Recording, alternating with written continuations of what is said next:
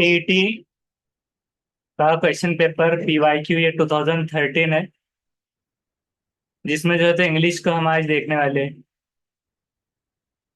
तो इसमें देखिए इंग्लिश में सबसे पहले फर्स्ट क्वेश्चन दिया हुआ है, choose the correct alternative verb. ये करेक्ट अल्टरनेटिव जो रहेगा करेक्ट वर्ब का, वर्ब मतलब क्या होता है, फेल मतलब काम। When we reach the stadium the players, मतलब वेंट रहेगा या फिर हैव गॉन या हैड गॉन या हैज गॉन। तो ये सब है टेंसेस की बेस पर। वेंट मतलब चले गए, तो वेंट आएगा या हैड गॉन आएगा या हैज गॉन आएगा। हैज मतलब होता है चुका में आता है, जैसे कि जा चुके थे, हैज गॉन।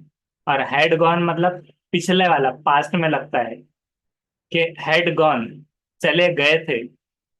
इस तरह हैव गॉन जा चुके हैं, मतलब अभी जा चुके हैं। तो व्हेन वी रीच्ड, ईडी लगा है यानी कि पास्ट है स्टेडियम पे। तो the players had gone already आएगा या वेंट ऑलरेडी हैज गॉन। तो अब ये हैड गॉन के ऊपर लग रहा है क्योंकि पास्ट के हिसाब से हैड आता है। हैव और हैज जो है तो प्रेजेंट का है। और वेंट मतलब गए थे, सिंपल हो जा रहा है। तो जा चुके थे, ये दो चीज आ रही है, तो जिसमें हम देखेंगे। तो फर्स्ट का सही जवाब है थर्ड, हैड गॉन जा चुके थे।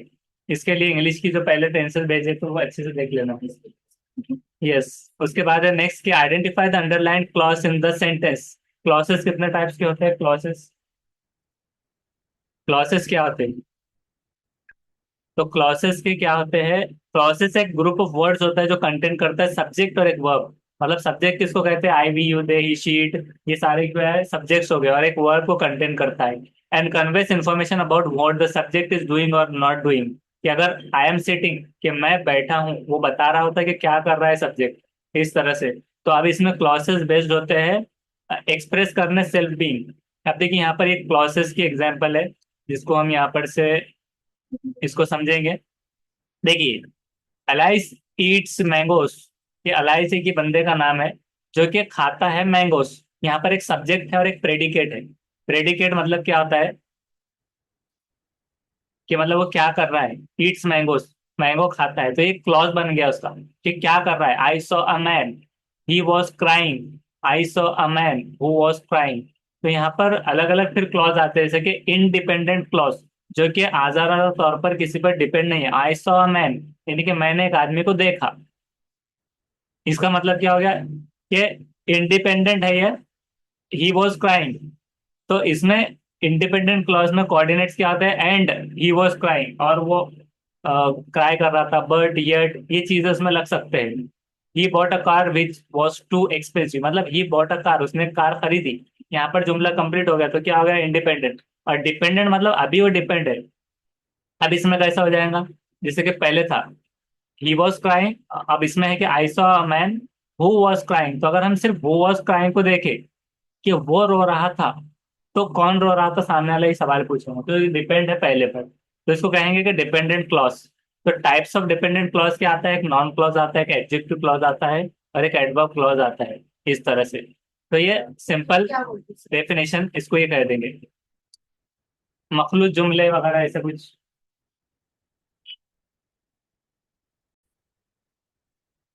तो इसको अगर हम फेकरा वगैरह भी कह सकते हैं, और इस हिसाब से हम उसको कर सकते हैं, फेकरे वगैरह होते ही है।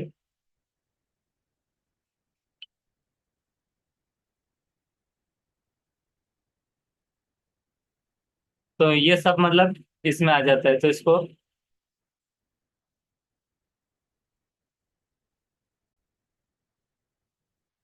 अगर हम उसको उर्दू में समझे तो देखिए, जुजू जुमला होता है जुज के हिसाब से, कि अल्फाज का वो मजमू जिसमें एक फाइल और फेल होता है।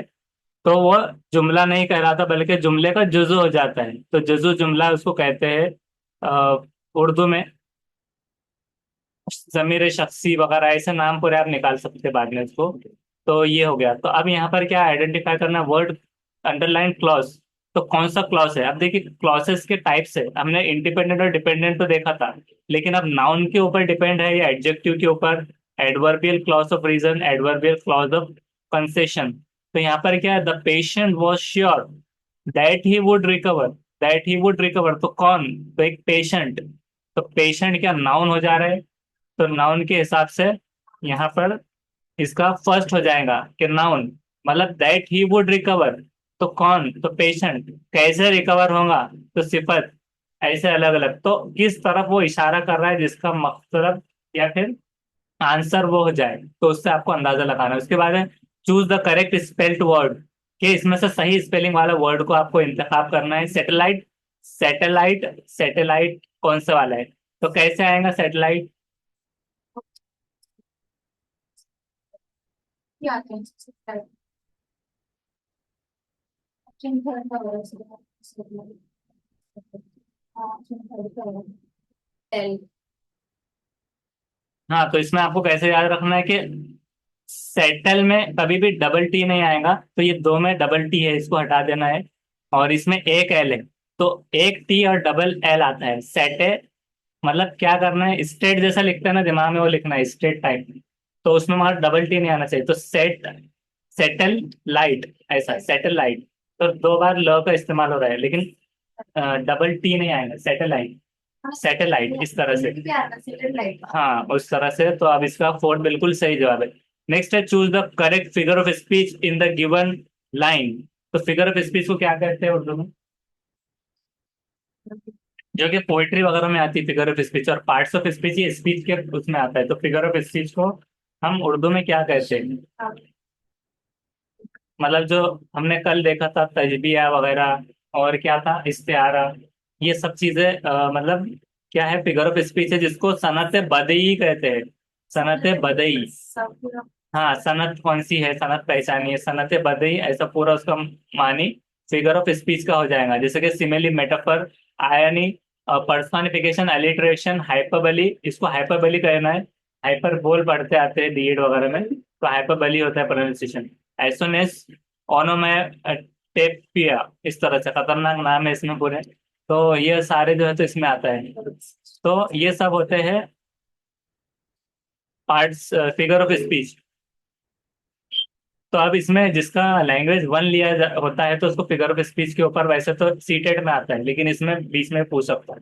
अब देखिए पढ़ते हैं पहले क्या लिखा हुआ है, exalt O shores and ring O bells, exalt, अब इसमें तो पहले तो ये कि भेजे में आना चाहिए कि क्या पढ़ा जा रहा है, तो एक्सल्ट का मतलब ही नहीं मालूम आपको, ओ शोर कौन है, शोर मचाना आपको लग रहा है, तो शोर बोले तो समंदर के या लहरों का शोर, उसको भी कहते हैं, और सी शोर जिसका कहते हैं, एंड रिंग ओबेल्स, तो पहले तो इसका मतलब समझ में आना चाहिए, तो आपको देखना होगा पहले तो एक्सल्ट का मतलब क्या है, तो एक्सल्ट का मतलब क्या होता है,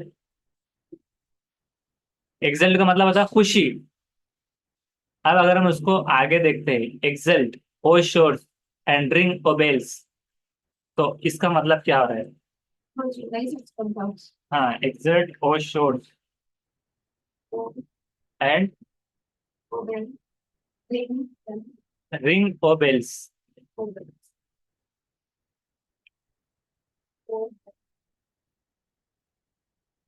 खुशी साहिल और घंटे बजाए, मतलब लगभग तो ऐसे मतलब निकलता है इसका, लेकिन इससे क्या साबित हो रहा है, क्या समझ में आ रहा है, अच्छा सर वो मिसाल है क्या मतलब ये कौन सी सनत है जिसमें खुशी भी जाहिर हो रही है साहिल भी और घंटियां भी बज रही है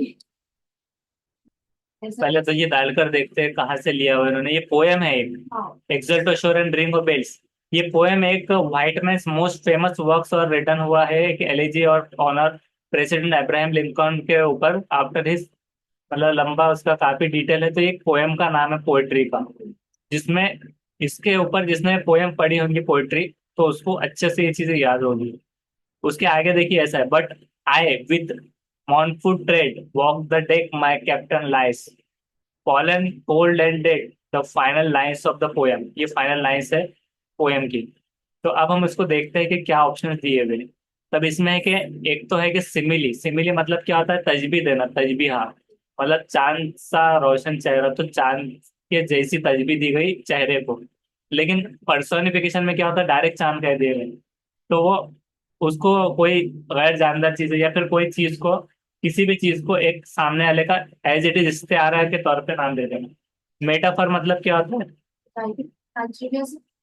मेटाफर। तो मेटाफर का देखते हैं।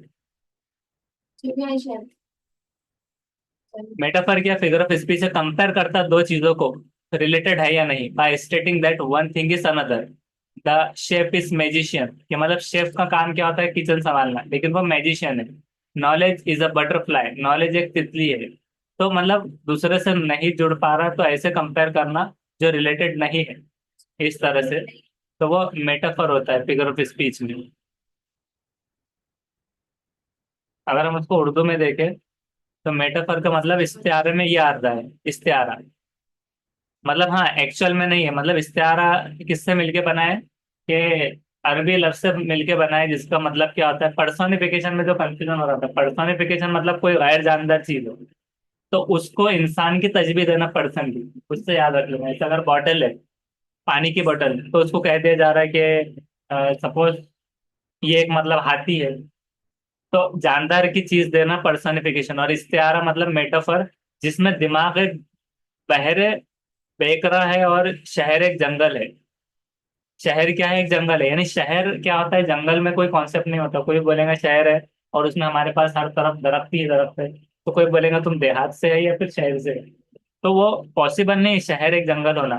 तो ये इश्तेहार हो जा रहा है कि दिमाग के एक बहरे बेकरा है, कि मतलब एक पानी की मिसाल दी गई। तो ऐसी चीज तो उधार ले लेना, जैसा कि बच्चा हाँ। कि मतलब बेटा जो है उसका, उसको कह रहा है कि मेरा चांद सो रहा है, तो उसमें फिर क्या हो रहा है इश्तेहार में, कि पहले वो कोई बच्चा है डायरेक्ट, लेकिन वो है नहीं, उसको चीज बता देना जो कि अपोजिट है। तो ये चीज मतलब इश्तेहार में आ उसका जाती है। नाम ना लेते हुए कोई दूसरी चीज की तशबीह। हाँ।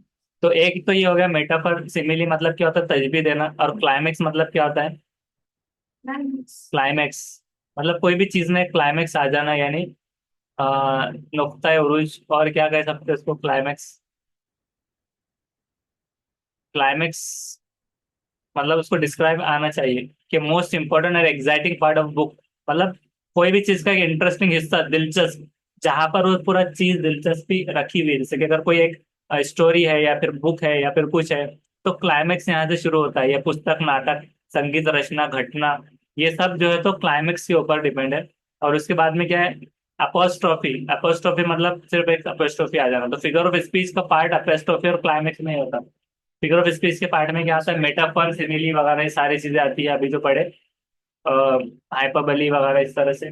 तो अब इसमें से दोनों में से क्या होगा, सेकेंड चीज कर। तजबी होगा या मेटाफर होगा। O shores and drink O bells, exult मतलब क्या था, खुशी। खुशी। खुशी से जो है तो झूम रहा है वो से बोल रहा घूमना और वो बजाना, तो तजबी भी हो सकती है वैसे है। तो। खुशी से झूमा आके कट हो जाएगा और लेकिन यहाँ पर फिगर ऑफ स्पीच के हिसाब से अपोस्ट्रोफी आ रहा है, फोर्थ। क्यों आ रहा है इसमें, क्या मतलब है? पहले हम देख लेते हैं कि फिगर ऑफ स्पीच जो होते हैं, तो पूरे एक मरतबा देखते हैं कि उसमें अपेस्ट्रॉफी आया है या नहीं।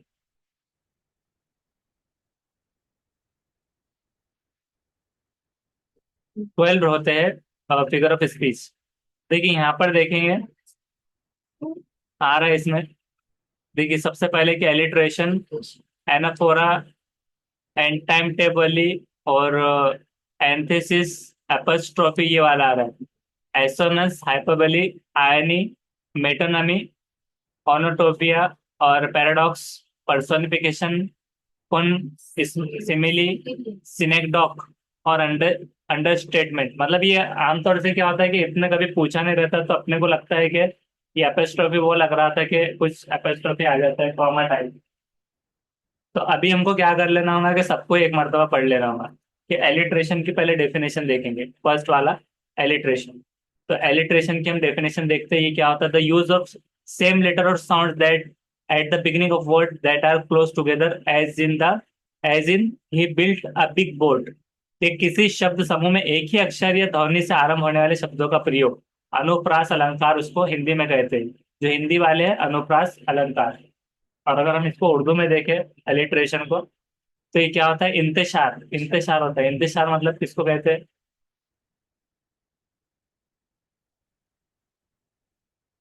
हाँ। एक जैसे शेर में एक जैसे हुर्फ या एक जैसी आवाजों को बार बार लाना, शेर में।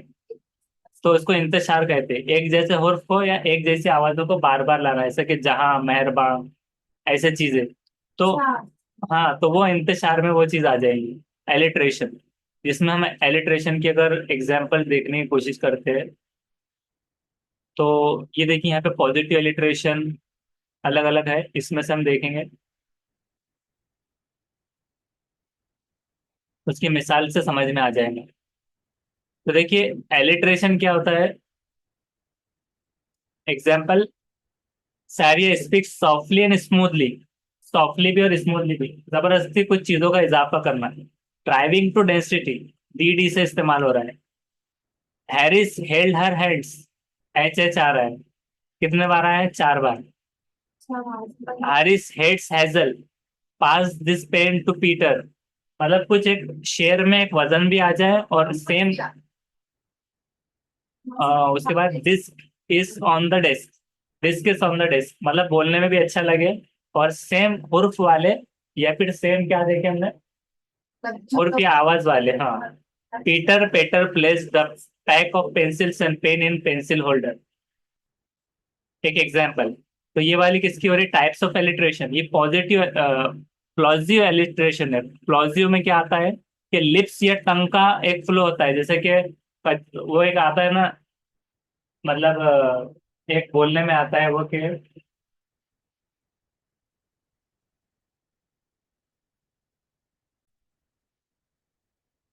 तो मतलब ये बोलने ही चाह रहे हैं कि जैसे चंदू के चाचे ने चंदू के चाची को चांदी के चम्मच से चांदनी चौक में चटनी चटाई, ऐसे। तो ये चीज उसके एक एग्जांपल में हम ले सकते हैं कि tongue, air flow by use of tongue, lips और प्लेट, के इसको में क्या है कि ड्रामेटिक इफेक्ट और पॉप बर्स्ट इन राइटिंग में आना चाहिए, तो ये चीजें प्लॉजिव एलिट्रेशन हो जाता है। फिर गटरल एलिट्रेशन एक आता है, जैसे कि gravely grunts Jenner the gathers at the gateway, तो जी जी जी जी आ रहा है इसमें। सिबलाइंस आता है, बहुत सारे आते हैं, लेकिन आमतौर से आपको सिर्फ एलिट्रेशन को याद रखने की जरूरत है। तो ये एक चीज हो गई। उसके बाद में यहाँ पर देखिए साउंड जो इन्वॉल्व होते हैं, तो प्लॉजिव एलिट्रेशन में ये आते हैं। अब इतना पढ़ने की जरूरत नहीं, बहुत एडवांस हो जाएगा। सिबिलियंस में, फ्रिक्टेटिव एलिट्रेशन में, डेंटल में डी टी और टी एच आता है, मतलब डेंटल मतलब दांतों का जिसमें इस्तेमाल होगा, जैसा हुरूफ हलके वगैरह जैसे होते हैं, तो एजोनस वॉवल साउंड जो आ जाएंगे। तो ये चीजें फिर अलग से आती है, डीपली जो पीएचडी करना चाह रहा है, मतलब फिगर ऑफ स्पीच ने, उसके लिए ये चीजें हैं। कि यहाँ पर देखिए plosive alliteration, repetition of consonant sounds producing an explosive effect, the playful Peter pick the pack of pickle, इस तरह। और गटरल इलिट्रेशन क्या होता है, रिपीटेशन ऑफ हार्श और फ्रॉटी कॉन्सोनेंट वर्ड के हलक से और रुपए हलक के तौर पर, grumbling Gemma glowed at the glove guest, इस तरह। उसी तरह से सिबलाइंस में क्या आएगा, रिपीटेशन ऑफ हिसिंग और hushing sounds, Sally sells sea shells, sea shells by the sea shore. फिर प्रिकेटिव एलिट्रेशन में क्या आएगा, it results by repeating consonant word created by friction, रगड़ से या फ्रिक्शन से, जैसे कि प्रेशियस फ्लेम्स फ्लेड फोर्सफुली। तो इसमें क्या हो रहा है, कि रगड़ का इस्तेमाल आ रहा है। डेंटल एलिट्रेशन में दांतों को लग रही जुबान, repeating the consonant using the tongue against the teeth और ridges. Diana dive in the dusky down in Disney. Assonance में क्या आता है कि वॉल्स साउंड आते हैं, repetition of vowel sound in nearby stress, जिसमें Sam wears a black hat. तो ये क्या हो गया, फिगर ऑफ स्पीच में एलिट्रेशन का हमने देखा। अब एनाफोरा, एनाफोरा के बारे में हम पढ़ेंगे कि एनाफोरा मतलब क्या होता है। सबसे पहले उसकी डेफिनेशन देखते हैं कि anaphora the use of word referring back to word used earlier in a text of conversation to avoid repetition, for example the pronoun he she it and they, and the verb do in I like it and do so do they. Rhetoric भी आता है उसके अंदर। एक rhetoric क्या आता है कि रिपीटिशन और वर्ड और phrases at the beginning of successive clauses, उसको रिटोरिक कहते हैं। अभी ये कुछ समझ में नहीं आया, मतलब आमतौर से, तो अभी हम इसको देखते हैं कि उर्दू में क्या कहा जाएगा। एनाफोरा के इल्म तियान, दो या दो से जायद एक के बाद दीगरे आने वाले अशार। दो या दो से जायद अगर एक के बाद आने वाले अशार है, तो अभी ये समझाए कि दो या दो से जायद एक के बाद आने वाले अशार को कहेंगे क्या, एनाफोरा। हाँ, तो हम इसकी एग्जाम्पल लेते हैं, एनाफोरा की एग्जाम्पल। रिटोरिकल डिवाइस होता है जो इन्वॉल्व होता है रिपीटिंग ऑफ वर्ड और phrases at the beginning of multiple sentences, clause और phrases. It is often use to create rhythm, structure and emphasis here are some of example of anaphora. यहाँ पर है so many places so little time, बहुत ज्यादा जगह और बहुत कम time. सो क्या हो रहा है, यहाँ रिपीट हो रहा है। I wish I may, I wish I might, दो बार बोलने की जरूरत नहीं रहती, लेकिन एक अच्छे से बिठाने के लिए शेरो शायरी में आई विश आई मे, कि मैं मेरे हिसाब से कर सकता, आई विश आई माइट, मैं कर सकता था।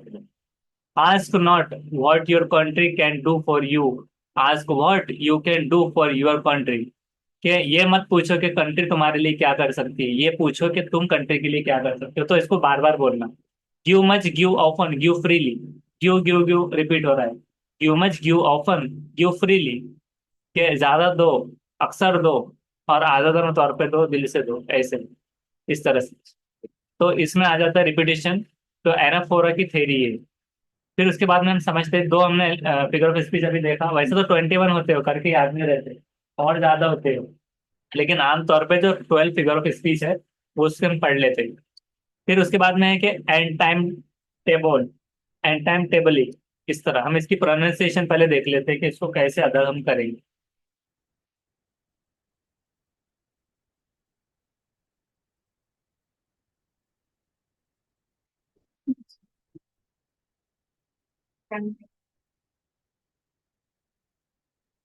We are looking at how to pronounce these words as well as how to say them, just like very confusing words in English, including rock science. So make sure to stay tuned to the channel to learn more. How do you say it? Anti-metabolism. हाँ, एंटीमेटाबली ऐसे। Just on that form. तो So इसको एंटीमेटाबली ऐसे पढ़ना है। तो इसको ये बोले या बोल नहीं पढ़ना है। एंटीम टेम, एंटी मेटाबली, इसको एंटीम यहाँ तक पढ़ लेना है। एंटीम, ये एंटी, एंटी पहले पढ़ना है, फिर मेटा, एंटी मेटाबली। तो जो बोले इस तरह से आता तो उसको बोल या बोले नहीं बोलना है, इसको बली कर देना है, जैसे हाइपरबली। और एंटी मेटाबली, तो एंटी मेटाबली का अगर हम मीनिंग देखते हैं तो वो क्या होता है कि antimetabole is a rhetorical device that involves repeating words in reverse order in successive clauses or sentences. The term comes from the ancient Greek word of turning about और ट्रांसपोजिशन। ट्रांसपोजिशन के ऊपर ही आता है। तो अब हम देखते हैं कि इसको उर्दू में देखते हैं, अभी तो समझा नहीं।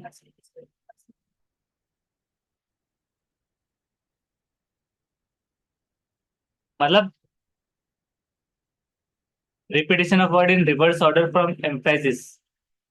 और उर्दू में उसकी डेफिनेशन कहीं मिल रही है क्या, मुतजाद टाइप में आ रहा है, मतलब जिद। हम एग्जाम्पल देख के समझते हैं।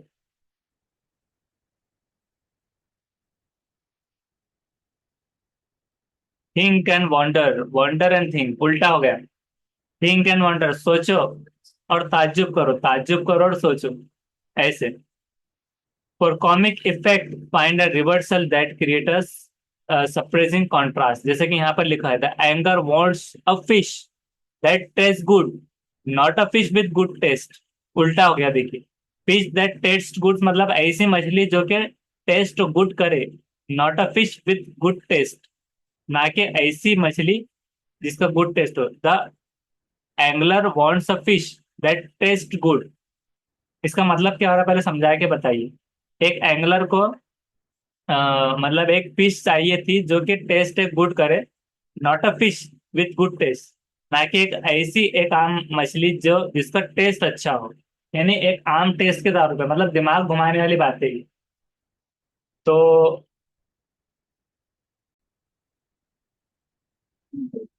उसके और एग्जाम्पल्स है कि if you can't be with the one you love, अगर तुम ऐसे के साथ नहीं रह सकते कि वन यू लव, जिससे तुम मोहब्बत करते, love the one you are with, कि उससे मोहब्बत करो जिसके साथ तुम ऑलरेडी हो। All for one and one for all, सबके लिए एक और एक सबके लिए, मतलब उल्टा मीनिंग, इस तरह से। फिर उसी तरह से नेक्स्ट है, in America you can always find a party. America में आप जो है तो हमेशा एक पार्टी की खोज में रह सकते हो। In Soviet Russia party always finds you, कि पार्टी हमेशा आपको ढूंढती रहती है। Failing to prepare is preparing to fail, के प्रिपेयर होने के लिए फेल होना प्रिपरेशन है, प्रिपेयरिंग टू फेल, इस तरह। Fair is fall and fall is fair, इस तरह से। और लोग ऐसा नहीं बोलते क्या, उर्दू में मिसाल अब उसकी समझ में आ गई कि खाने के लिए जीते हो या जीने के लिए खाते हो, ऐसा। खाने के लिए नहीं जीते, या खाने के लिए जीते हैं और जीने के लिए खाते हैं, ऐसा। तो उल्टा ये जो हो गया उर्दू का। तो ये एक एग्जाम्पल किसकी हो गई, एंटी मेटाबली, ऐसे। उसके बाद में एंटीथेसिस। तो एंटीथेसिस का अगर हम देखें, तो एंटीथेसिस का मतलब क्या होता है। Antithesis the opposite of something, किसी का विपरीत या उल्टा। Love is antithesis of hate, कि डायरेक्ट डायरेक्ट उल्टा हो जाएगा, दो वस्तुओं में अंतर, तो अपोजिट वर्ड को हम कह देंगे तजाद, यानी डायरेक्ट। एंटीथेसिस मतलब तजाद, सिर्फ डायरेक्ट तजाद होना। तो चांद का हो गया सूरज, सुबह का हो गया शाम, मुखालिफ जो वर्ड्स होते हैं तो उसको एंटीथेसिस बोलते हैं। उसके बाद में एपेस्ट्रॉपी जो अभी आया है, तो एपेस्ट्रॉपी क्या होता है पहले हम उसको जानेंगे। एपेस्ट्रॉपी मतलब क्या होता था, साइन, ये एपेस्ट्रॉपी होती है, लेकिन हमने उसको फिगर ऑफ स्पीच में भूल गए थे कि ये कहाँ से हो जाएगा। Use for showing that you have left a letter और letters out of a word, as I am, can't और विल। तो मतलब विलोप का चिन्ह। The sign use for showing who और what something belongs to, as in John's chair, the boys room, the Russia's president, मतलब किसका। तो एपेस्ट्रॉफी इसके अंदर आ जा रहा है, बोल रहे हैं किसका चीज होने के लिए। अभी भी वो समझ में नहीं आया होगा बहुत सारों को, तो हम उसको देखते हैं कि एपेस्ट्रोफी फिगर ऑफ स्पीच ये डालेंगे, कि एपेस्ट्रोफी मतलब वो डायरेक्ट वो आ रहा था। अब देखते हैं फिगर ऑफ स्पीच के हिसाब से। तो फिगर ऑफ स्पीच में क्या होता है, हमने पिछले वाला समझ के उसको छोड़ दिया था। अब क्या है, फिगर ऑफ स्पीच वाला apostrophe. In figure of speech where a speaker addresses someone और something that is not present और कैन नॉट रिस्पॉन्ड।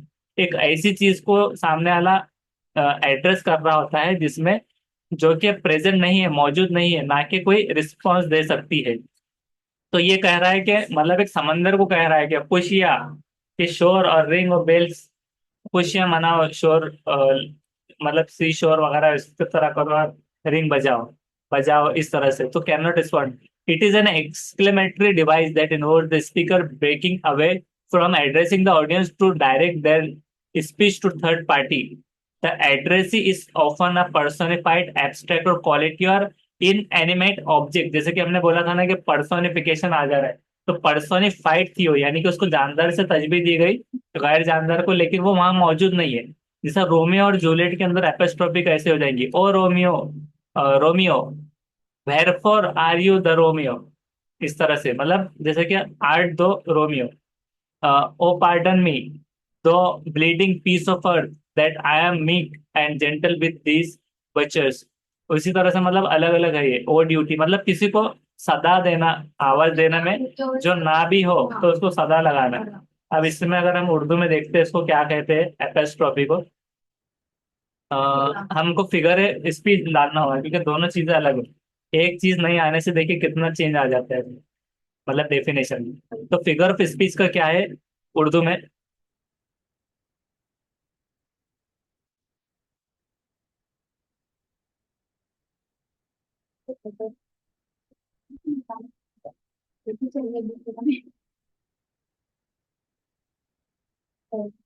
खिताबत, जैसा खिताब से, खिताब से यूनानी लफ्ज है, इसका मतलब होता है खिताबत का। इस तरह में अलामत हजफ उसको कह दिया जाएगा, हजफी अलामत के साथ जिसकी पूरी शक्ल है इट इज, इस तरह से। तो हम उसकी अब एग्जाम्पल देखते हैं और ज्यादा।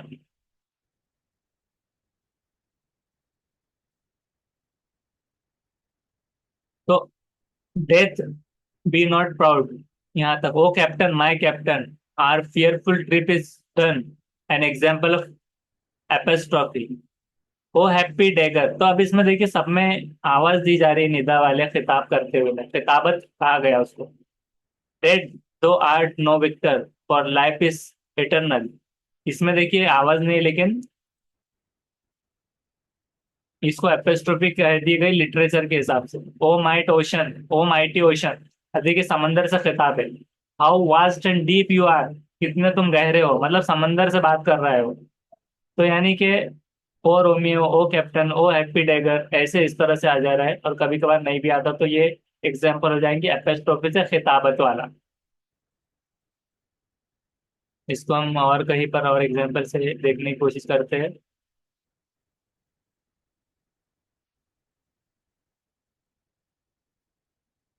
ये life I can not understand you, ओ जिंदगी मैं तुम्हें समझ नहीं पाया। अब ओ आना जरूरी नहीं है कि जिंदगी मैं तुम्हें समझ नहीं पाया, ऐसा।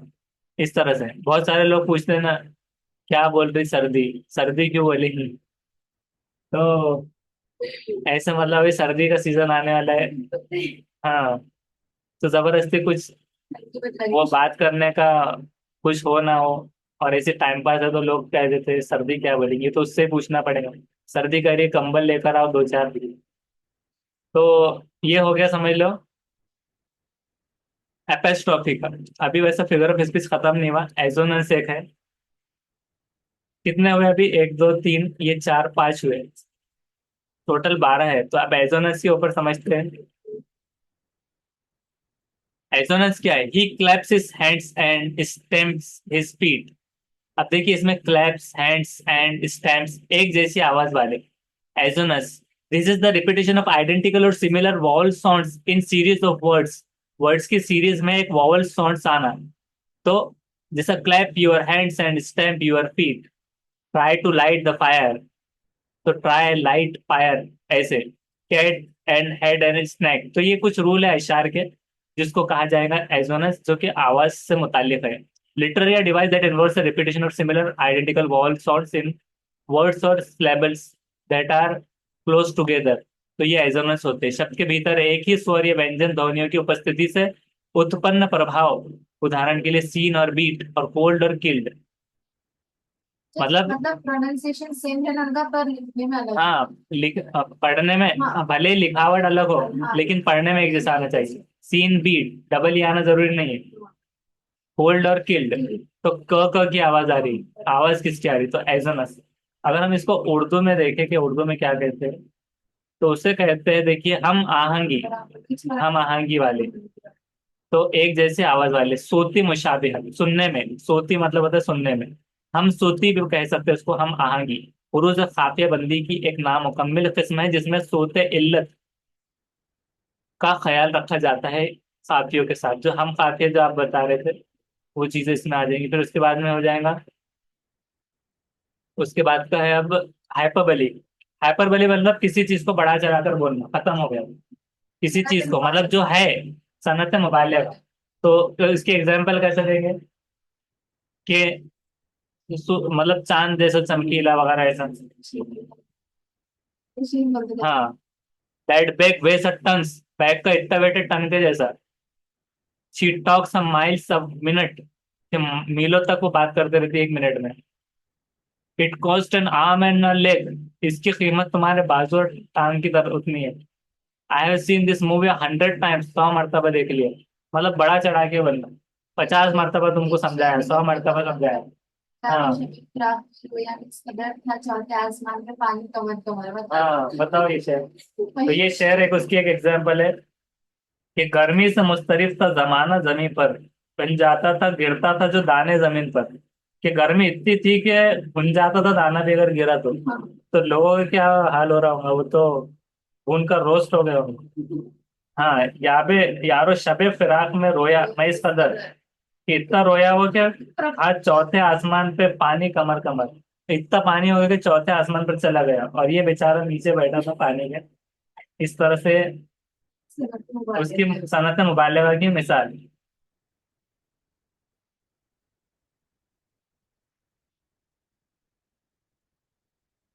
तो ये इस तरह से मतलब बहुत ज्यादा बड़ा चढ़ाकर बात करने सनत मुबालगा हो गया। आयनी क्या होता है, आयनी, आयनी। हाँ, आयन तो लो होता है, तो आयन ही क्या होता है, कि अनयूजुअल या unexpected part of situation.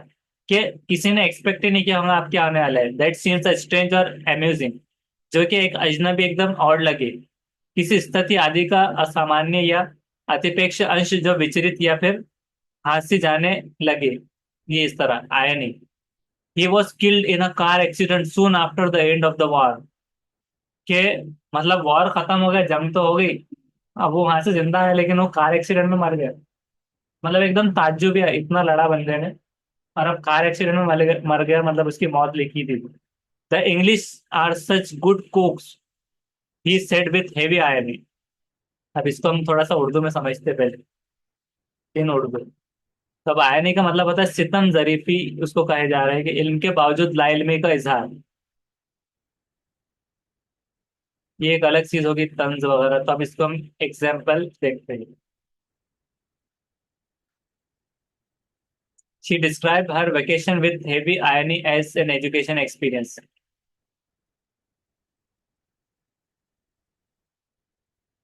A pilot has a fear of heights. जैसा कि आयरनी की एक पायलट है, समझ लो। अब पायलट बोले तो सामने वाला बोलेगा कि अरे ये तो हवा में रहता है वगैरह, इसके बाएं हाथ का खेल है। लेकिन उसको ऊंचाई से डर लगता है। एक पायलट है, उसको तीसरे फ्लोर पर लेके चले गए, तो डर रहा है, कांप रहा है, अरे बाप मुझे ऊंचाई से डर लग रहा है। तो मतलब एक ऐसी सिचुएशन कि जिसमें एकदम ताज्जुब हो जाए, डायरेक्ट हैरत, कि ऐसा कैसे हो सकता है, तो ये हो जाएगा आयनिक। क्या क्या दिन। इस तरह अ, उसी तरह से और क्या हो जाएगा, मतलब एग्जाम्पल। वो तो मूवी छोड़े ना, उससे ताज्जुब के ताज्जुब के लग जाना फिर। हाँ,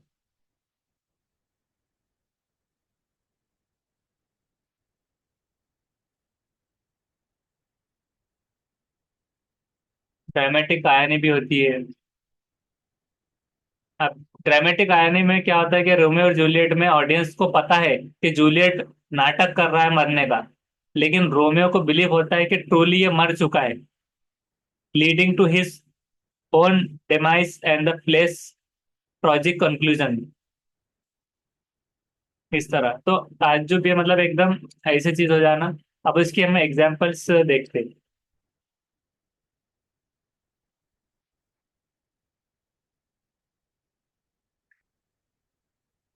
सेंटेंसेस। मतलब थोड़ा फनी भी हो जाता है कभी कभार, ऐसा भी होता है। अब देखिए यहाँ पर ये वर्ड है, ये ग्रेट वेदर, मतलब कुछ नहीं है लेकिन बोल रही हो। इज लाइक ड्रामेटिक आयरनी, कि ओनली द ऑडियंस नो, जिसमें ऑडियंस को ही पता होता है कि अब क्या होने वाला है, लेकिन एक्चुअल में होने वाला है। और सिचुएशनल आयरनी क्या होती है, it is an event that मॉक्स the circumstances. अचानक होने वाला, हाँ। नथिंग इज, ये पढ़ने में नहीं आ रहा। तो ये तीन तरह का है वर्बल, कि एक ऐसा बोलना एकदम मुंह बनाकर, हाँ सब ठीक है, ऐसे कुछ चीज है, मतलब नहीं है वो चीज, एक्चुअल में नहीं है। तो ये आया नहीं कि सिचुएशनल आया नहीं। The award for most kind polite student goes to, most polite student जाता है। वेल दैट्स आयनिक, क्या है, I don't want your goofy award, कि वो खुद पोलाइट नहीं है, झगड़ालू है, और उसको पोलाइट अवार्ड दे रहे। अवार्ड ऑफ पोलाइटनेस, सिचुएशनल आयनिक, कि हैरत अंगेज चीज। इस तरह से सिचुएशन बताइए मुझे बताओ। पे जाइए जुमले के तौर पे। उसके बाद में क्या है कि नेक्स्ट अब देखना है हमें फिगर ऑफ स्पीच में। ये आयनी का हो गया, और कौन सा था। हाँ, ये आयनी का हमने देखा था, मेटोनॉमी। मेटोनॉमी के बारे में हम पढ़ते हैं। मेटोनॉमी क्या होता है, the act of referring to something by the name of something else, किसी चीज को उसके नाम के बजाय, that is closely connected with it, जिससे वो क्लोजली कनेक्टेड है। For example using the White House for the US president, के डायरेक्ट यूएस प्रेसिडेंट का लिए व्हाइट हाउस इस्तेमाल करना, एक वस्तु को उसके अति निकटता से संबंधित दूसरी वस्तु से निर्देश करने की क्रिया। अमेरिकी राष्ट्रपति को क्या कहना, डायरेक्ट व्हाइट हाउस कहते हैं, डायरेक्ट, क्योंकि वो राष्ट्रपति का निवास स्थान है इस हिसाब से। जैसे कि अगर अजहरुद्दीन शेख है तो बहुत सारे बोल रहे हैं और मैजेस्टिक कंप्यूटर, सपोज अगर ऐसा बोलिए, मतलब उससे रिलेट करना। Metonymy, we will swear loyalty to the crown. तो मेटोनॉमी इस तरह देखो, प्रोनाउंसिएशन कैसा है, metonymy. The bottle took his life, bottle ने उसकी जान ले ली। The crown will find an hire, इस तरह बहुत सारी चीजें। इसको हम थोड़ा उर्दू में समझते थे।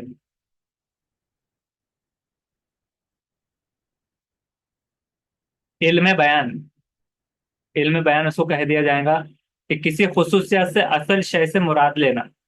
ताज बमाने बादशाह, यानी ताज। आज की भाषा तो बादशाह, ताज दिमाग में आ गया बादशाह, बेताज बादशाह। बहुत सारे बेताज बादशाह भी होते हैं। इसको लीडर कह देना नहीं भी है। तख्त तो ताज। तो मेटानॉमी की एग्जाम्पल अब देखते हैं। आज पूरे फिगर ऑफ स्पीच खत्म कर देंगे। Metonymy is figure of speech that uses a word to refer something it's associated with और एट्रीब्यूट ऑफ इट। तो टाइटल का इस्तेमाल हो सकता है, द क्राउन ऐसे, द प्रिंसिपल कह दिया जाए, द डायरेक्टर। तो कौन है डायरेक्टर उसको मालूम है। एमपी ने ऐसा कहा तो एमपी कौन है मालूम है लोगों को। पीएम ने ऐसा कह दिया। तो मतलब कौन है indirectly, give me a hand, मतलब हाथ दो, बोले तो ऐसा हाथ काट के दो नहीं, मतलब तुम्हारी हेल्प चाहिए। द टंग, हाँ इस तरह से, टंग की लैंग्वेज के लिए। Wall street, silicon valley, Washington, America government के लिए। वॉल स्ट्रीट किसके लिए, फाइनेंशियल इंडस्ट्री के लिए नाम। टेक्निकल इंडस्ट्री के लिए सिलिकॉन वैली। ऐसे बहुत सारे एग्जाम्पल जिसमें यानी कि डायरेक्टली नाम ना लेते हुए हमें उस एसोसिएट चीज से उसको जोड़ा जाए। ऐसे क्राउन मतलब मोनार्की, किंग क्वीन के हिसाब से, I swear allegiance to the crown ऐसे बोल सकते हैं। सूट के लिए बिजनेस पर्सन के लिए होता है, I am going to for a meeting with the suits from head office. Suits के साथ में जाना। गन क्या है, एसएचियन है। In his new movie Keanu Reeves plays the part of hired gun, कि गन की तरह उसने काम किया, मतलब गन में। डिश क्या है, मील, व्हाट्स योर फेवरेट डिश। तो मतलब डिश क्या है तुम्हारी, तो बोले तो डिश वॉश नहीं है, या फिर डिश घर में रखी हुई डिश नहीं है, वो क्या हो जाएगी, फेवरेट डिश, मतलब फूड मील, क्या तुम्हें खाने में पसंद है। तो डिश में ही आ जाता है। तो ये मेटानॉमी के एग्जाम्पल से सारे फिगर ऑफ स्पीच में। तो आप समझ जाइए बाकी का। ये चीजें मेटानॉमी में ऐसे आती है। I gave you my love, the word artist, तो मतलब दिल दिया, इस तरह से आई गेव, इस तरह। फिर पेन के अंदर, the pen is mightier than the sword, जैसा कलम की तुलना होती है कि कलम तलवार से ज्यादा तेज है। या फिर जुबान की मिसाल ले ली जाए कि जुबान दो धारी तलवार है, ऐसे दो धारी क्यों कहा गया वगैरह ऐसे चीजें। तो उसको मुशाबहत दे देना। मुशाबहत तो नहीं कहेंगे डायरेक्टली, जैसे कि उसकी बजाय वो कर देना। तो ये हो जाएगा मेटोनमी। अब ऑनोमो, इसको पहले देख लेना है कि कैसे पढ़ेंगे। सबसे पहले तो खतरनाक वर्ड दिया हुआ है। बाद में अच्छी क्वालिफिकेशन ऑनोमेटोपिया। तो ऑनोमेटोपिया ऐसा उसको प्रोनाउंस करना है। काफी अच्छी है। तो इसको हम देखते हैं ये क्या होता है। The fact of word containing sound similar to the noises they describe, कि ऐसा फैक्ट कंटेन करने का साउंड का जो कि सिमिलर है नॉइजेज में जो डिस्क्राइब हो रहा है। फॉर एग्जाम्पल, हिस और थर्ड, the use of words like this in a piece of writing, कि शब्दों की ध्वनि विन्यास संबंधित वास्तविक ध्वनियों के अनुसार होना। ध्वनि अनुकरण, जैसे कि हिस थर्ड, ध्वनि अनुकरणात्मक शब्द होते हैं। मतलब क्या समझा आपको इसमें, कुछ भी नहीं। टाइप ऑफ वर्ड या process of creating a word, इसको एक बार हम देखते हैं उर्दू में।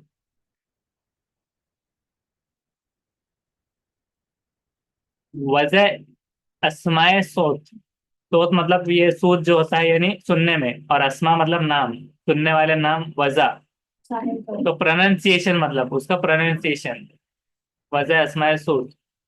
तो practice of naming something based on phonetic spoken imitation, उसके नाम में ही उसकी डेफिनेशन छुपी हुई। इसका नाम सही से लेना नहीं आ रहा तो हमने क्या किया, उसकी प्रोनाउंसिएशन देखी है। तो उसको ये कहते हैं, इसमें सोती, इस तरह से। नकल सोत या आवाज के मुशाबा लफ्ज बनाना। नकल सोत मतलब सुनी हुई आवाज के मुशाबा एक जैसे अल्फाज बनाना। सूती अल्फाज वजह करने का अमल। अब इसकी एग्जाम्पल देखेंगे तो और समझ में आएगा। यानी कि कैसा, रिम जिम, हिन हिनाना, हाँ फटाफट फटाफट, चाटा चीख, इस तरह। तो ये उसके एग्जाम्पल है। अब इसको हम एग्जाम्पल देखते हैं, मतलब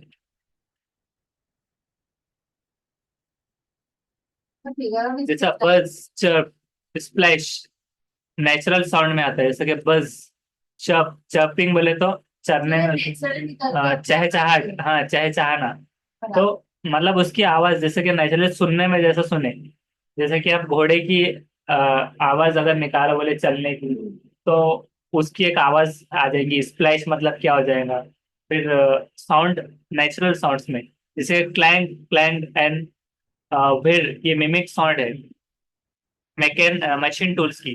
फिर म्याऊ, वूफ एंड मू, मू अगर लिख दिया गया तो किसकी आवाज है दिमाग में आ जाएगा, एनिमल साउंड में। म्याऊ मतलब जो है तो नहीं, अलग अलग है। लायन की रोर, नहीं ये रोरिंग मतलब लायन की रोरिंग, इस तरह से। क्रंच, ऐसे क्रंची वगैरह। क्रिस्पी है, क्रिस्प एप्पल और पोटैटो चिप्स। अगर आप पोटैटो चिप्स या एप्पल को करते हैं तो यहाँ पर एन ओनोमोटोपिया, ये साउंड आता है नॉइस का, नॉइस। डिंग, इस तरह से बेल की। और फिज, फिज किस तरह से आता है, बबल जो बनते हैं। पॉप, हॉइंग, ये सब तो हॉन्ग, पॉप, क्रैश, बस, फ्लैट, विज, ये सब टाइप्स किसके हैं, ओनोटोमोपिया।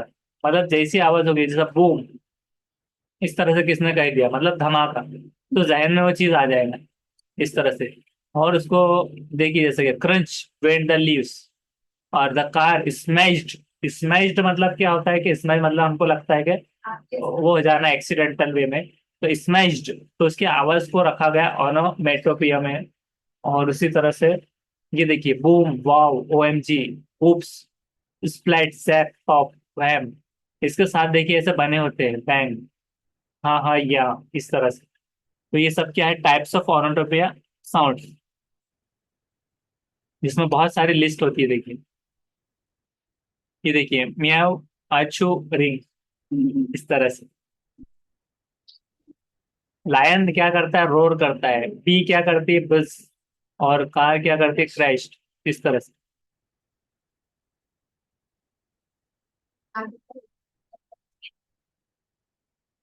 पैराडॉक्स, हाँ। पैराडॉक्स क्या होता है कि स्टेटमेंट जो कॉन्ट्राडिक्ट होता है itself, a statement or situation that seems contradictory or impossible to understand but may actually be true। एक ऐसा स्टेटमेंट या सिचुएशन होती है जो कि कॉन्ट्राडिक्टरी, इम्पॉसिबल होती है समझने के लिए, लेकिन सच में सच होती है, जिसके सिचुएशन, जिसको हम एक मर्तबा उर्दू में समझते हैं। उल्टी बात, बात को उल्टा कहना, तजाद में आ रहा है ये भी। उल्टी बात, हकीकत के बरक्स हो, हकीकत के बरक्स। गहरी बात, ख्यालात पर मबनी दावा, ऐसा। नफी करे, जो अपनी नफी करे, हकीकत दुरुस्त बज़ाहिर गलत। अब इसकी एग्जाम्पल देखते हैं, जब वो समझेगा।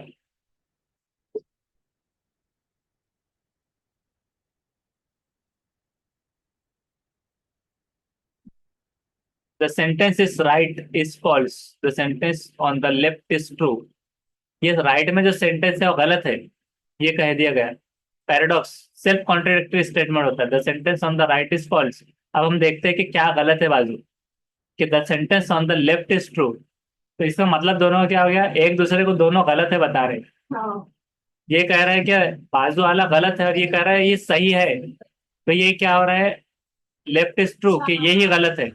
मतलब खुद को सही नहीं कर रहा है, यानी उल्टा ऐसा घुमा के बता रहा है कि किसी की गलत गलत तो होने में, सही है। हाँ, इस तरह से। अब यहाँ पर देखिए, एक और एग्जांपल है, लेस, मोर। ये पैराडॉक्स, इसको क्यों कहा गया लेस और मोर, क्योंकि लेस मतलब झूठ है, कम, क्योंकि वजन जिसका ज्यादा हो नीचे होता है। और यहाँ सिर्फ मोर लिखा हुआ है। स्कैम करने वाले आपको ऐसे ही बताते हैं 21 दिन में पैसा डबल, और पूरा लेकर भाग जाते हैं, जो हकीकत के बरक्स हो। No keyboard detected, press F1। Keyboard ही डिटेक्ट नहीं हुआ, F1 दबा दो। तो कीबोर्ड नहीं है तो दबाएगा कहाँ से हो। माई नोज विल ग्रो, मेरी नाक बढ़ जाएंगी। अगर ये सही है तो ये हो, इट वॉन्ट, ये होगा नहीं। मतलब किसी किसी की नाक चपटी होती है, उसको लगता है कि वो बढ़ जाएगी। वैसा नहीं है। और एक एग्जांपल लेते हैं। आई एम लाइंग, मैं झूठ बोल रहा हूँ। व्हाट, तो you mean you are not lying, but that would mean. तो ये सोच रहे हैं, कोई कोई बोलता है ना कि मैं मजाक कर रहा हूँ, झूठ बोल रहा हूँ, तो सामने वाला बोलता है नहीं तुम झूठ नहीं बोल रहे हो। बोलने के बावजूद भी मतलब उसको पता होता है, मतलब उसकी हकीकत से अपोजिट वो वर्ड होती है।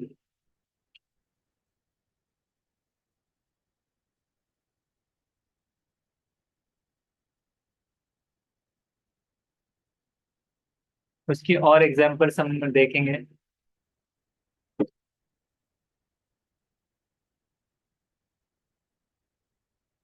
लेस इज मोर, कम ही ज्यादा होता है। बहुत सारे बोलते हैं ना, सस्ता रो एक बार, महंगा रोए बार बार। ये सस्ता रोए बार बार उल्टा हो गया। मैं सस्ता रोए बार बार, महंगा रोए एक बार, और सस्ता रोए बार बार। उसका मतलब क्या होता है कि उसका इनडायरेक्ट मतलब होता है लेस इज मोर। कम लो मतलब अगर ज्यादा है, लेस इज मोर कम ज्यादा है, ऐसा नहीं हो सकता। फाइट फायर विथ फायर, आग ही आग से लड़ सकती है, लोहा लोहे को काटता है। The beginning of the end, शुरुआत है, the beginning of the end, खात्मे की शुरुआत। You have to have money to make money, पैसे से ही पैसा बनता है, ऐसा बोलते हैं लोग। पैसे के लिए पैसा चाहिए। Youth is wasted on the young, you have to spend money to make money, the only rule is there are no rule. एक ही रूल है, मुझ पे एहसान करो, मुझ पे एहसान मत करो। क्या ये एहसान भी करो बोलना, और फिर मुझ पे एहसान भी कर दो, और करने जा रहे हो तो बोले मुझ पे एहसान मत करो। तो मतलब ऐसी बात है, तो ये पैराडॉक्स में आ रही है एवरीडे स्पीच। तो मतलब only rule there is no rule, एक ही रूल है कि जिसका कोई मतलब रूल ही नहीं है। ये कौन सी बात है। It's hard making elegance look easy, the more you know the more you don't know. जितना तुम जानते जाओगे उतना ही तुम्हें नहीं भी पता रहेगा। सीटेड ऐसी कहता है, the more you study the more you are not studying. इस तरह उतना कम पड़ता है वो पढ़ना। तो ये क्या चीज होगी, paradox that are true. The more you hate a trait in someone else, the more likely you are avoiding it. मतलब अलग अलग उसके भी टाइप्स होते हैं। स्टेटमेंट, फॉल्स स्टेटमेंट वाला, ट्रू स्टेटमेंट वाला, ये पैराडॉक्स में आते हैं। छोटा सा, तुम मुझसे मुझे हो नहीं सकता, और मैं तुम मुझे ये मैं होने नहीं दूंगा। हाँ इस तरह इसमें से भी सारा करूँ। वो भी आ रहा है। It was the best of times, best of times, it was the worst of time, it was the age of wisdom. मतलब समझ में आपके क्या आ रहा है।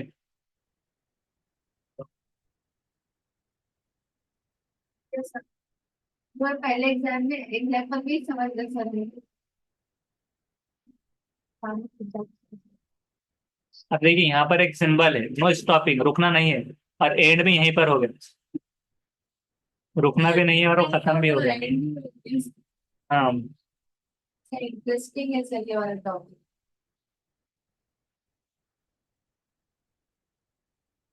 तो उसका मतलब तो इसको सिंपली ये कह सकते हैं कि जो दिखता है वो होता नहीं, जो होता है वो दिखता नहीं। ऐसी मिसाल में आ जाएगा पैराडॉक्स। पर्सोनिफिकेशन मतलब कोई भी एक ऐसी गैर जानदार चीज, उसको आपने इंसान की खुसूसियत बता देना। जैसे कि the clumsy turtle enjoys the sun, death robbed, trees dance playful in the rain, के दरख्त घूम रहे थे, नाच रहे थे रेन में। कि इंसान की उसके अंदर क्वालिटी दे देना। The flower were begging for water, के फ्लावर जो है तो भीख मांग रहे थे पानी की। अब ये देखिए, कार को बताया जा रहा है कि बहुत थक गई। कार्टून्स में जो होता है ना, डायरेक्ट डायरेक्ट कि मतलब बर्ड है, ये पियानो बजाते संगीत बजाते जा रहा है। तो ये सब क्या है, पर्सोनिफिकेशन। ये बादल ने फूंक मारी, उड़ गया सीधा से। The wind howled on the cold and blustery day, इस तरह से। तो ये चीजें बताना, ये देखिए पर्सनिफिकेशन। सेब को, अरे वाह ऐसे बता दिया जा रहा है पूरा से। द स्टार्स विंक्ड एट मी, तारे जो है तो थोड़े आंख मार रहे इंसान की तरफ में। The sun is smiling at us, sun जो है तो मुस्कुरा रहा है, हमेशा उसको बताते हैं। इस तरह the fall leaves dance across the loss.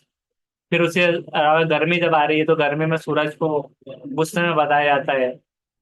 कुछ लोग उसको सूरज देवता मानकर नाराज है, ऐसे बता देते हैं। हाँ, इस तरफ तो वो पर्सोनिफिकेशन के एग्जांपल में ले सकते हैं। ये जो है तो अच्छी अच्छी कार जो है तो खुश है, और ये जो है तो थोड़ी सी सैड है, पुरानी। तो ये सब चीजें पर्सोनिफिकेशन में पर्सन की क्वालिटी डाल देना किसी एक में। जैसे कि शेर है तो वो उसको इस तरह से बैठा है। कोई बेजान चीज बेजान चीज दिखाते हैं। में जानदार की क्वालिटीज को बताना, ये पर्सोनिफिकेशन होता है। अब नेक्स्ट कॉन्सेप्ट पन, इसके पहले प्रोनाउंसिएशन देख लेते हैं। ये क्या होता है? A joke about words that sounds alike but they have different meaning. A boiled egg every morning is hard to beat. पहले हम इसका एक ये पढ़ते हैं, पन। पन उसको कहेंगे an amusing use of words that can have two meanings और different words that sound the same. के दो अर्थों वाले एक समान उच्चारण परंतु भिन्न अर्थों वाले शब्दों का विनोदी प्रयोग कहलाता है अलंकार। टू मीनिंग होते हैं उसके। जैसे कि अगर बैट है तो बैट का एक होता है चमगादड़, और एक का क्या होता है, खेलने की बैट। एक बैट मतलब चमगादड़ भी होता है, इस तरह। जैसे कि फिगर ऑफ स्पीच में जो हमने जो मिस्टेक किया था, अपेस्ट्रॉफी, एक अपेस्ट्रॉफी अलग है और फिगर ऑफ स्पीच वाली अलग है, ऐसे। तो पन इन उर्दू में देखेंगे हम, उर्दू में से क्या कह सकते हैं? चुटकुला वगैरह उसको कहे जा रहे हैं, चुटकुला डायरेक्टली। पन मतलब चुटकुला। मनीष ने क्या बचा फल का वाले। नहीं, पर नहीं। हाँ, तो क्या रहेगा उसको एक बार देखते हैं। पन का,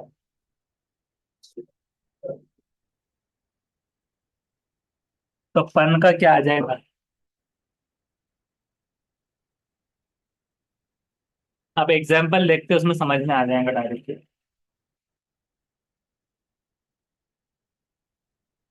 अ bicycle can't stand on its own because it is to tired. एक बाइसाइकिल खुद से खड़ी नहीं रह सकती दो टायर होते हैं क्योंकि दो टायर होते हैं।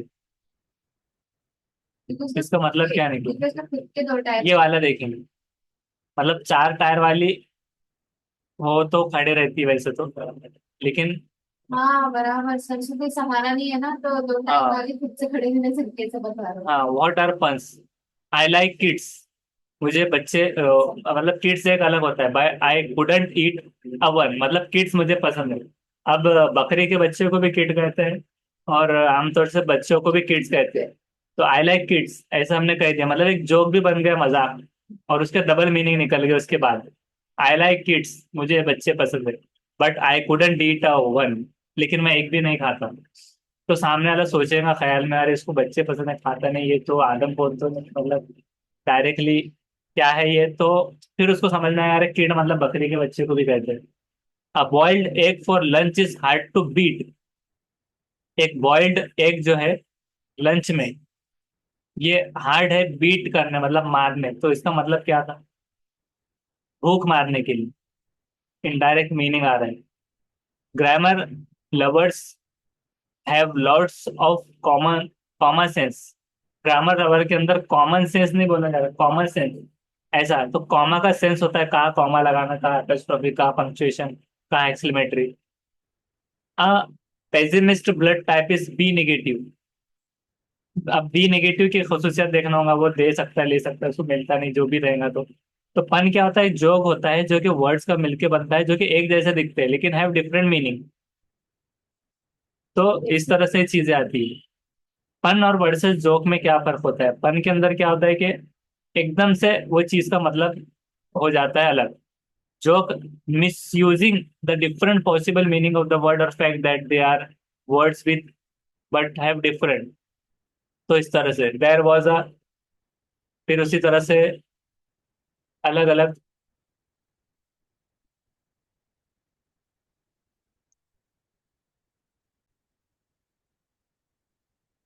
जैसे कि एक एग्जांपल बता दी जाए, सामने वाला कहता है, hey man how are you, मतलब कैसे हो। अब ये किसी चीज से बात कर रहा है, कौन सी आ रही चीज? ये आ रही कि पर्सोनिफिकेशन, एपिस्ट्रोफी वाली, मतलब फिगर ऑफ स्पीच में। लेकिन अब मजाक कैसे बन रहा है, पढ़ में कैसे कन्वर्ट हो रहा है? तो वेल क्या कर रहा है? Thanks, I am well. I am well मतलब मैं अच्छा हूँ को भी वो कहते हैं, और ये खुद एक कुआ था, कुएं को वेल कहते हैं। तो दो मतलब निकट है उसने, क्योंकि क्या बोला था, hey man how are you, मतलब कितना मजा ही है, उसने क्रिएटिविटी किया है। Hey man how are you, ठीक हूँ लेकिन वो पहले। हाँ आई एम वेल, थैंक्स शुक्रिया, मैं हुआ हूँ, ये भी हो सकता है, या फिर मैं अच्छा हूँ, क्योंकि उसने मैन कहा है इस तरह से। तो ये चीज हो जा रही पन में। सीज द डे, सीज कर देना, तो दिन को सीज कर दो, तो इसमें सी समंदर आ जा रहा है ऐसे। डेफिनेशन क्या है, play on the multiple meaning. Example है, what has four wheel and flies, a garbage truck, कचरे की गाड़ी। क्यों, फोर व्हील और फ्लाइज जिसके अंदर है, मतलब मक्खियां वगैरह भी होते हैं, और चार पहिए होते हैं, मतलब चार पहिए वाले ऐसी गाड़ी जिस पर मक्खियां भिन भिन आते हैं, तो एक गार्बेज ट्रक है उसका एग्जाम्पल। तो लिटरेचर में पन कैसे आता है, now is the winter of our discontent made glorious summer by this sun of York. ये तो खतरनाक था, मतलब उसको समझ में नहीं आया। I am so bored, I really wish something fun would come along. तो फन वुड, वुड नहीं वुड है, something fun would come along. ये मतलब वुड मतलब लकड़ी होता है, तो लकड़ी क्या करे, आई एम सो बोर्ड, मैं बहुत बोर हो गया, I really wish something fun would come along. हम वुड कहते हैं WOLD वाले, ULD वाले, कि आएगा अलोंग। तो ये कह रहा है कि कोई लकड़ी आए इस तरह से। तो टाइप्स ऑफ फन में अलग अलग होता है, जैसे कि एक होता है होमोफोनिक फन, होमोग्राफिक फन जो लिखने में है, विजुअल फन्स होता है, और एक कंपाउंड फन होता है। कंपाउंड फन क्या होता है, combining of homophone and homograph content. और विजुअल क्या होता है, फन इन्वॉल्व होता है use of image in portraying picture, creating jokes and making the fun, मतलब दिमाग में वो ख्याल बन गया, जैसे किड्स, आई लव किड्स, तो दिमाग में आया kids, but I don't eat one, इस तरह से। फिर उस हिसाब से होमोफोनिक फन क्या हो गया कि वर्ड सिमिलर है बट डिफरेंट मीनिंग है स्पेलिंग, सुनने वाला फोनिक। और होमोग्राफिक मतलब लिखने में, जैसे कि बैट की एग्जांपल आपको दी गई। तो ऐसे अलग अलग टाइप के फन ये आते हैं। I use to be a baker but I couldn't make enough dough, that's half baked excuse, मतलब ये हाफ बेक्ड एक्सक्यूज था, इस तरह से। I boiled egg every morning is hard to beat, grammar lovers, ये सारे मतलब जो रिपीट हो रहे हैं ऊपर की। The duck said to the bartender put it on my bill, कि डक ने कहा बारटेंडर को कि मेरे बिल में लगा दो, इस तरह से।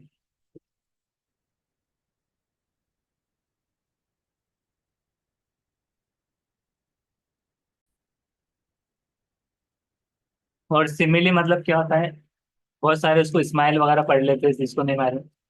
तो सिमिली मतलब होता है कि तजबी वगैरह देना, जैसे कि आपको पहले बताया गया था, simile says something is like something, she is graceful as a swan, grandfather is wise like an owl, इतने अक्लमंद है जैसे कि उल्लू की तरह अक्लमंद है। उल्लू शायद अक्लमंद होता है। नाइट ऑल, सिमिलिस तजबी देना, similes comparing of two thing using a word like और एज, स्वीट एज हनीस, चांद सा रोशन चेहरा, ऐसा ने बताया था कि। इसके बाद ही was as quiet as a mouse, she swam like a fish, वो तैरती किस तरह है, फिश की तरह, इस तरह से। Walking a dictionary, time is money.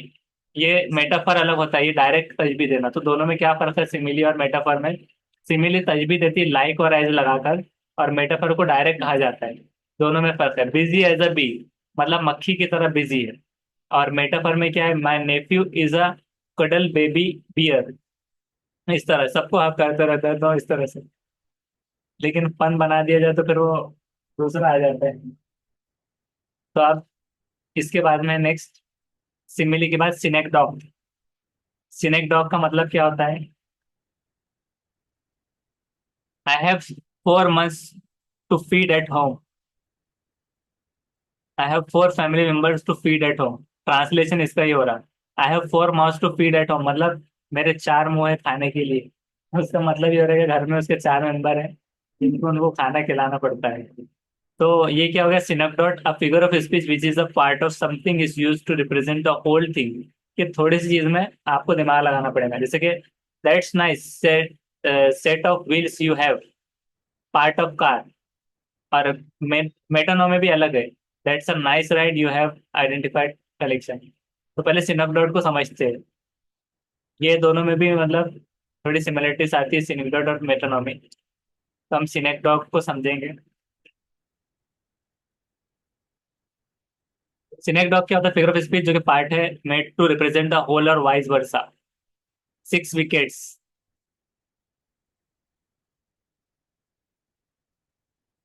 म्हणजे काय? भाषणाची एक आवृत्ती आहे ज्यामध्ये बहु के, इसको उर्दू में देखते हैं।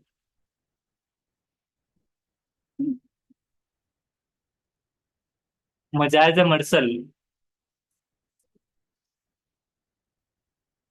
मिजाज नहीं है, मजाज मर्सल ये अलग चीज हो जाती है। जुजो को कुल या कुल को जुजो, सूरत लेते हो इसके अंदाज पर। यानी तकरीर की एक शक्ल है जिसमें एक हिस्सा हिस्सा पूरे या उसके बरअक्स होता है। जैसे कि इंग्लैंड में वो 6 विकेटों से हारे थे, जिसका मतलब ये है कि क्रिकेट टीम इंग्लैंड में वो 6 विकेटों से हारे थे। तो कौन हारा था? कि अंग्रेजी क्रिकेट टीम। इसको अब हम एग्जाम्पल देखते हैं।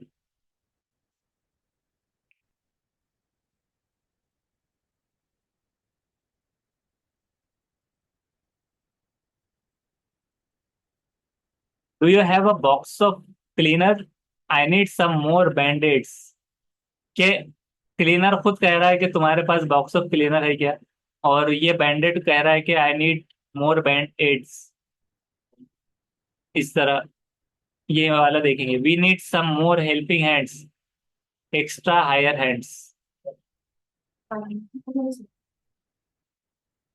दो डिफरेंस होते हैं मेटानोमी और सिनेक्डोट में।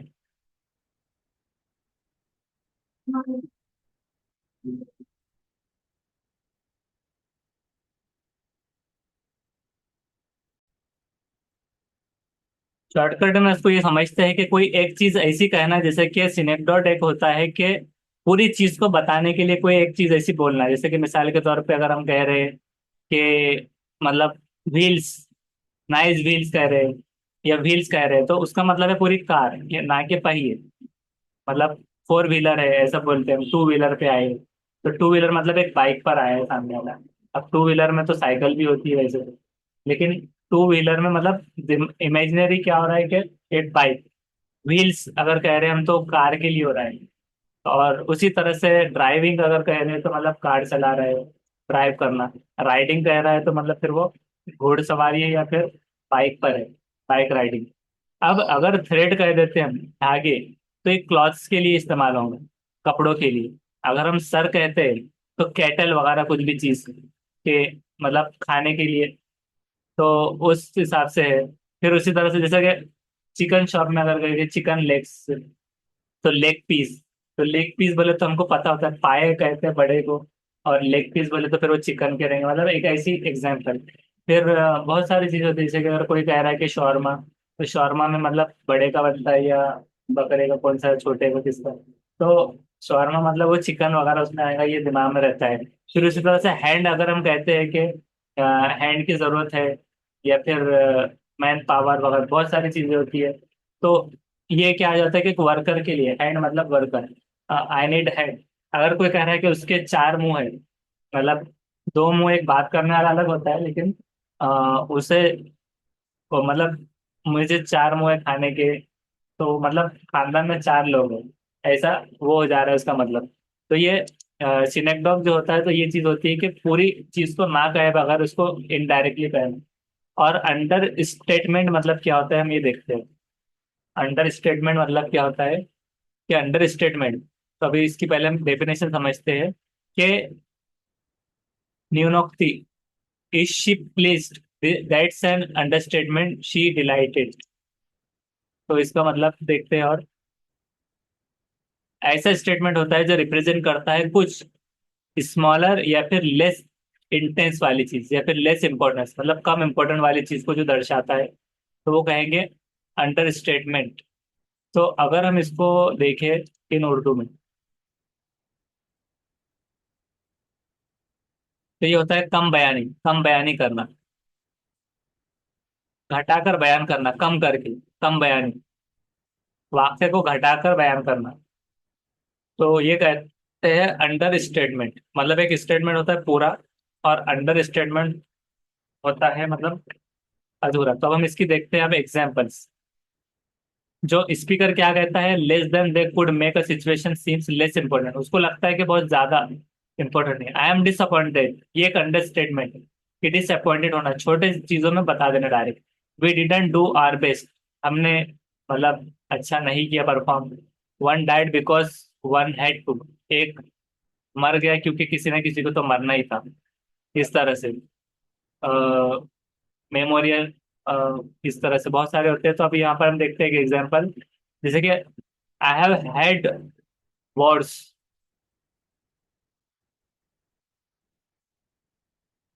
इसका मतलब एक हाथी कट गया डायरेक्ट यहाँ पर। तो इसका मतलब क्या आ रहा है, इसको बाद में देखेंगे, दूसरा समझते हैं अभी। वॉर की डेफिनेशन है, ये क्या है। An understatement is a figure of speech when speaker seems, humour, serious situation वगैरह भी हो सकती है।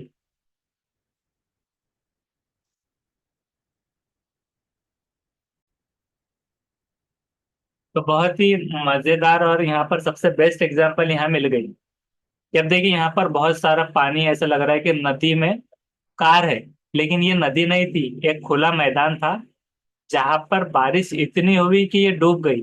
तो सामने वाला क्या कह रहा है उसको देखकर, looks like it rained a bit last night, कि लगता है थोड़ी सी कल बारिश होगी। मतलब इस तरह से, तो मतलब कोई चीज को एकदम कम करके कम बयानी में बताना। हाँ, वालेगा की सीधे शरीर, वालेगा में बढ़ इस सकता तरह अभी देखिए ये क्या कर रहा है कि ये मतलब एक बर्फ का गोला उसके हाथ में दिख रहा है, वो आंखों से लगा रहा है, ऐसा कुछ है शायद। तो कह रहा है कि it's a bit warm out today, आज थोड़ी सी गर्मी है।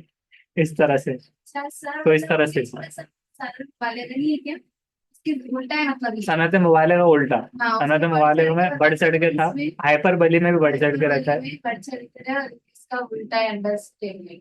हाँ, तो ये चीज मतलब ऐसी हो रही है। ओवर स्टेटमेंट एक अलग होता है, बड़ा चढ़ा के बयान करना, और अंडर स्टेटमेंट, अंडर मतलब कम बयानी।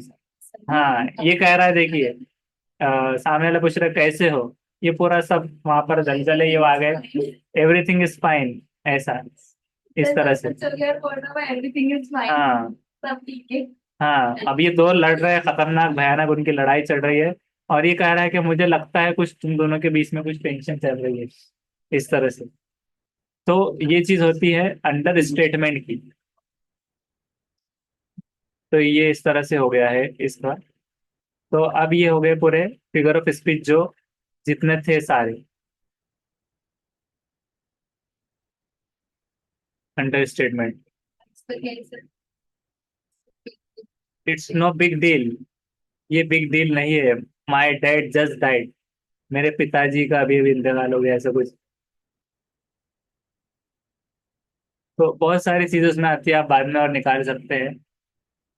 अंडर स्टेटमेंट वाला, वो बारिश के पानी वाला ही सबसे बेस्ट था वो।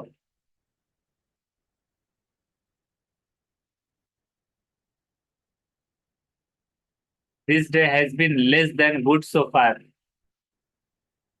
तो थोड़ा कम खराब दिन रहा ये आम दिनों के मुकाबले में, और ये गाड़ी पूरी टूट चुकी है। इस तरह तो मतलब उसको एग्जैक्टली उतना नहीं, एक होता है कि बहुत बड़ा चढ़ाकर सामने वाले ने बोल दिया क्या हो गया था वहां पर, कुछ नहीं, बस थोड़ी बहस हो गई थी और लड़ाई झगड़ा हुआ था, सब इधर उधर हो गया, मतलब उसको बताया नहीं। और इसने बोला कि अरे बहुत ज्यादा हो गया था, तलवारबाजी पे उतर आए थे, ऐसा हो गया था, मतलब ज्यादा चीज करना, बढ़ाना, और ये अंडरस्टेटमेंट, अंडरस्टेटमेंट कम बयानी। ज्यादा तो ये बच्चे सारे हो गए फिगर ऑफ स्पीच, जिसमें क्लाइमेक्स नहीं, एपिस्ट्रोफी है, मेटाफर है, सिमिली है। जो कि एक्सेल्ट ओ शोर्स, जब भी आ गया ओ बेल्स ओ शोर्स, तो यहाँ पर एपिस्ट्रोफी है जो बयानी, किताबी बयान में आता है। Choose the correct synonym of combat. तो सिनोनिम मतलब क्या होता है कि सिमिलर वर्ड, एक जैसे हम मानी। तो कॉम्बैट का क्या होता है, मॉर्टल कॉम्बैट एक आता था फाइटिंग वाला, क्वेरल फ्यूड कॉन्फ्लिक्ट। तो इसके मतलब भी आपको मायने इसके मालूम होना चाहिए सबसे पहले, जवाब देने से पहले। तो मोर्टल कॉम्बैट, तो कॉम्बैट मतलब फाइट, तो क्या ये पाई होगा, तो पहले हम देखते हैं।